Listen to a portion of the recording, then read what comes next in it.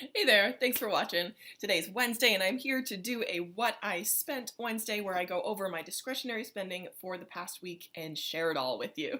So I'm kind of chuckling because this was an interesting week in that, I shouldn't say interesting, this was an extremely boring week. I spent $54. $54 total from Wednesday until Tuesday. And here it is. It's super boring and you know what? I'm okay with that. I'm really okay with my spending being boring because that means it's under control. So I will tell you, Wednesday through Saturday, I spent nothing. Nothing, as in $0 of discretionary income. I had housing costs that came out. I had my student loan payment come out on Friday, and that was actually exciting, and I'll tell you why in a little bit. So I had 4 no-spend days in a row. Then I spent on Sunday, I spent $15 at McDonald's. At McDonald's. I know, like, the Frugal Village Forum, the Money Mustache Forum people would totally come after me for that one, for sure. But it was totally worth it. And the reason, part of the reason I spent $15 at McDonald's was because I had no groceries, because I had not gone grocery shopping all month. Which I find hard to believe. I'm like, really? Like, I went back to check my my daily spending log in my budget spreadsheet, and I'm like, no, really? And I didn't spend any money on groceries. And I think part of that, the reason for that is twofold. Number one, I have just been super busy with the hustle. So when I get home from my day job, I go right into the hustle, and I just don't really have time for any extraneous spending.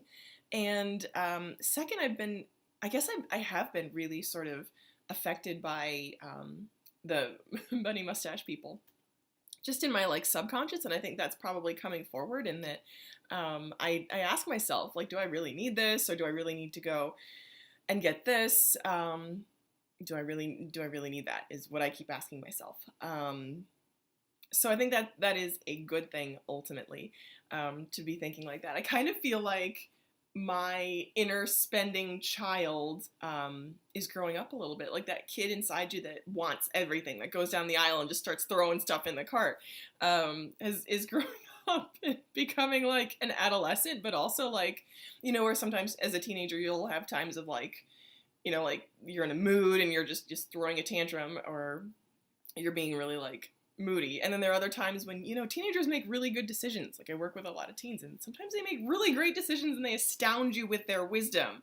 And I feel like my inner spending child is becoming a teenager that's astounding me with their wisdom at this point in my life. So I am grateful for that, and I want to encourage that.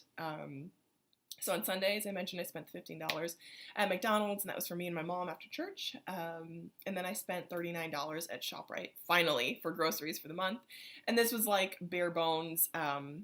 Someone left, I think it was Mom6, left a really cool comment that instead of doing rice and beans, she'll have weeks where they do eggs and greens. And I'm like, yes, that's it. I feel like that's what I try to do when I'm doing a budget-friendly spend. So I only got I got arugula, I got eggs, I got cabbage, onions, celery, carrots, some frozen veg for 99 cents a bag, and pasta and spaghetti sauce to make lunches.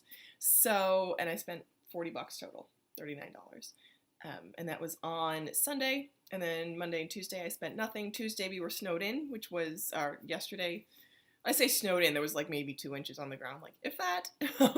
But everywhere, like all the schools in the area declared emergencies and closed school early the night before.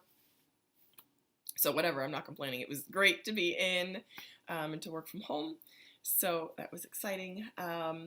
So that's my sort of boring but kind of wonderful spending log. And here's the thing, too, with being boring in spending is that my goal and my plan is I know where I want to be. I know that I want to be debt-free with a healthy income with plenty of savings and assets a year from now. And I know that that can happen. So it's keeping my eye on the ball. And I guess my inner child, while astounding me with their wisdom, is also just kind of realizing, like, this is where I want to be. Like, I don't want any of the extra stuff. That doesn't really matter, that I won't remember in a year or so. So that is what I spent for this week. I have also a student loan update, and it will be in the title. My student loan balance since the payment came out on Friday, and this is why it's exciting. My balance is now down to $14,555.36 from where it was last week, which I will get for you. Bear with me one moment. It is $14,678 is what it was last week. So little by little, we're getting there. So also I'll share with you two things that I didn't buy, because someone suggested doing a what I didn't buy video. Not things that I no longer buy, but things I wanted to buy but didn't. And so there were two things on my list for this week that I like actively didn't buy. Like I was going to go out and do like a luxury grocery haul, which is something I didn't have time for it. I was busy working on the hustle. And that was something else that I think it was Mom of Six had a suggestion of maybe 1 week doing super frugal grocery haul, and the next week doing something a little bit more, I don't want to say splurgy, but a little bit more with more treats in them. And so that's what I'm planning on doing next week, or this upcoming week, is doing a grocery haul with a little bit more substance to it. So those are two things that I want to buy. The first thing is those gummy vitamins. Some like vitamins of some kind. I feel like with the gummies, the nutrients are more bioavailable because you're ingesting them differently. I don't know if that's scientific, like backed up scientifically. It's just the way that I feel. So I'm looking forward to getting some vitamins. So that's exciting. And then the other thing that I did not buy was this to refill. So this is Egyptian Magic, and it's a moisturizer. Let me know if you've heard of this before. I love this stuff.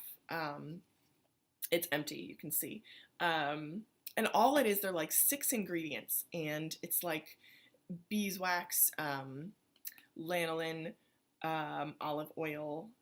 They're ingredients that are available, like common household ingredients, but the way that they're mixed is, because I can hear people saying, oh, just make it at home, and I'm like, I wish I could, but the way that they're mixed and combined is a little bit beyond. I don't have a commercial grade